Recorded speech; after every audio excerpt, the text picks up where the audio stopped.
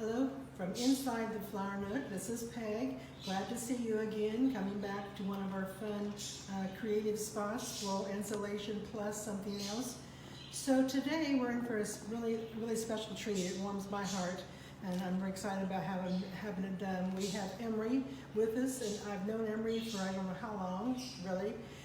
But she is, besides, there's really so many things Emery is, but we're here talking about her writing and her performance. So Emery, welcome. Thank you for having me. Really glad to have you in the time of craziness and the shelter in place and etc. So in talking about your creative process, both writing and performing, I don't know if people realize you do both. So let's talk about how long that process has happened. Well, I have been writing since I was around 7, but I've been performing for about 5 years now. Okay. And what made you change from writing to performing? What was that? Funny, actually, the first time I ever performed was at Ad Astra, and Cash just asked me if I would write or read a poem. Mm-hmm. I was there that night. I didn't know that was your first time. That was my first time ever reading anything in public. Very interesting. So how does the process work? When you write, you know, I've talked to many artists, and some of them have to have the music, and some of them have to have their coffee, and some do it in their pajamas. What is your routine? It's very much a routine. It's wake up, get my coffee, my journal, get everything outside, and wake up with the sun, and do the morning pages, and then, do it until somebody either needs something or I need to start my day. Do you have a special place in your house that you create, like an office? Yeah, well, I have my backyard, and I have my front yard. Wherever there's greenage, wherever there's plants. Yeah. So then when you changed from finding and writing, whether it's yours or somebody else's, what makes you want to perform, and how does that process, rehearsal and the getting ready for that in your head, how does that happen? If I feel something when I read it, then I want to perform it.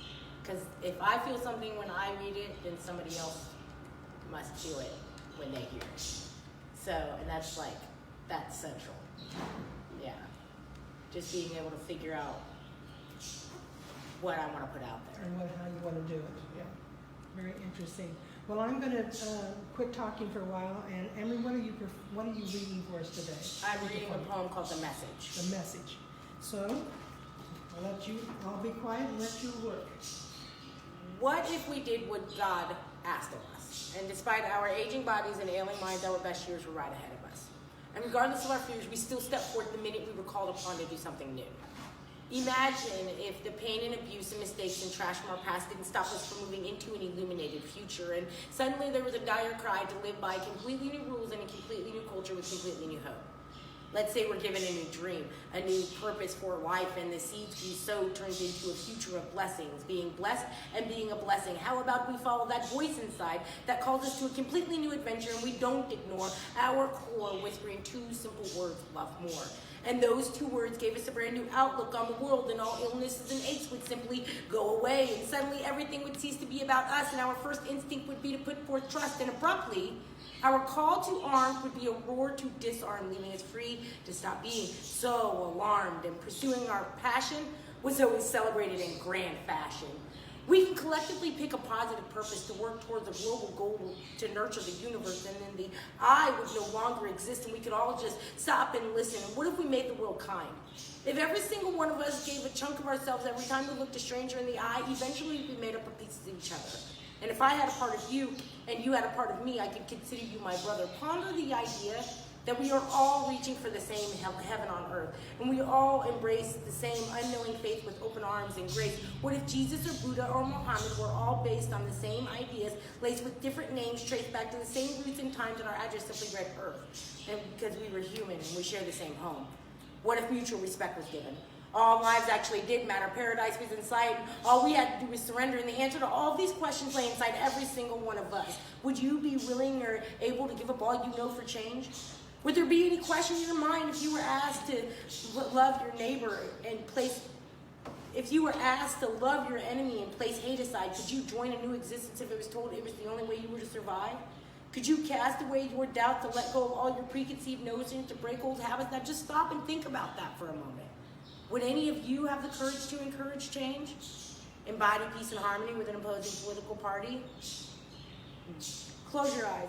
Picture the one person in your mind that you despise. We all have at least one, a public figure or private.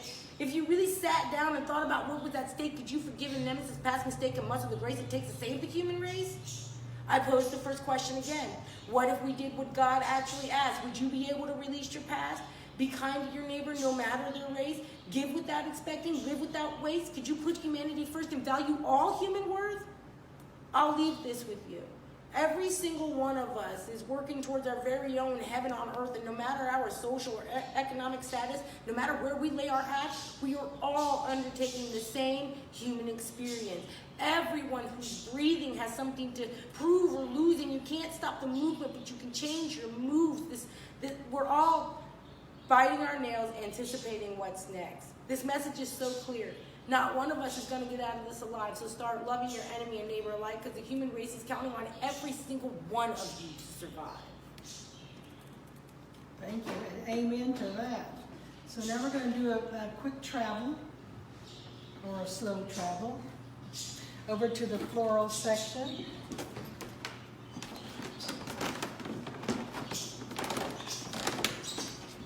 Are we with it? All right. That was quite a challenge for me to think about what I was going to do after I heard those words. Emery sent it to me in advance, and I read it and reread it, and I've heard her say it before. So the best thing for me, I thought, was to make kind of the tree in the Garden of Eden. And because that's really where it all starts. And Emery's poem talks about trust and all of us being the same, and having to get organized and love each other and so forth. So I started my structure, and I know that all my creative people want to know how it's done. So just a few background. This is Metalina, and I took several of these together and put a number 19 gauge, bound it, and then of course wrapped it with raffia, and that was the process. I don't want to repeat because that's a lot of raffia wrapping. And then it bends because the wire in the Metalina makes it bend and not break, so then you can make the tree form, and kind of gives a fun flavor that way. So we started with structure on the top, did some flowers and some branches, and just to build up with it, I'm just going to work and let you enjoy. Wasn't that a great reading? I hope we get back to being able to hear some poetry in their future. We're going to have the blood red. I think it's very important when you're talking about emotions and the turmoil that goes on with emotions. Red roses. And then we're going to add the white roses, because that is the sign of purity. And all cut from the same cloth. We have to believe that we have that ability to mesh back together.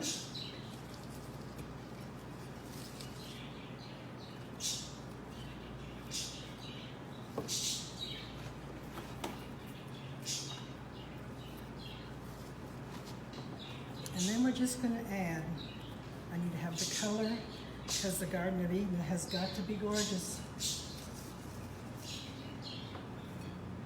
And we could use a little brightness right now.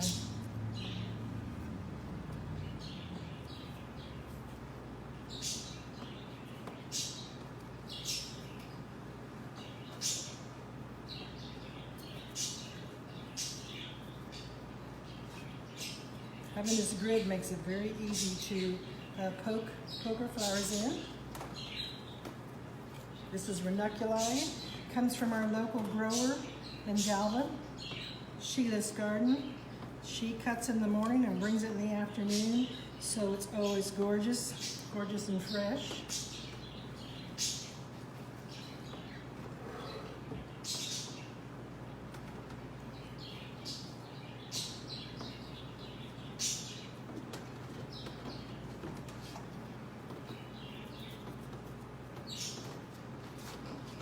And then I felt like, because I like them basically, that we had to put some cowls in here.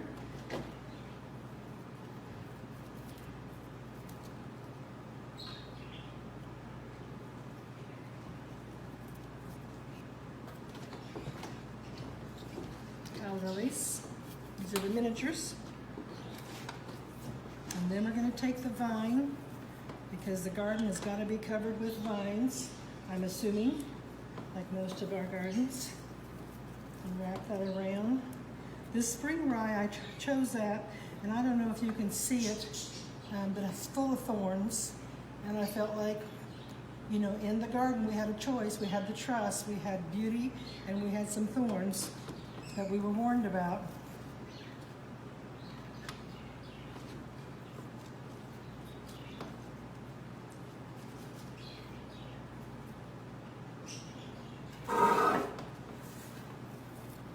We're going to add a little moss, Spanish moss.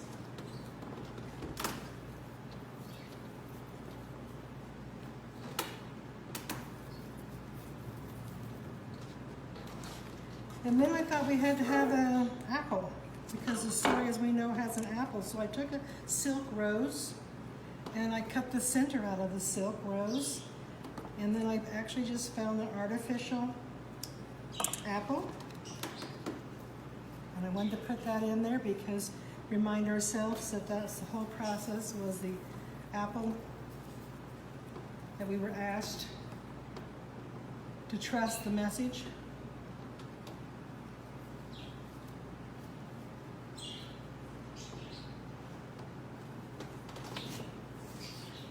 Really, the tree cannot be too full, but I'll come to a point that I won't have any more spaces to put anything, and then we'll have to call it good. And I think I am probably there now.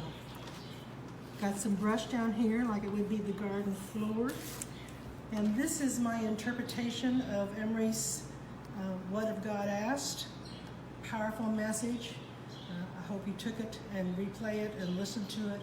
And remember, we're all in this together, and we will get through it as one person. Thank you for watching, and stay safe.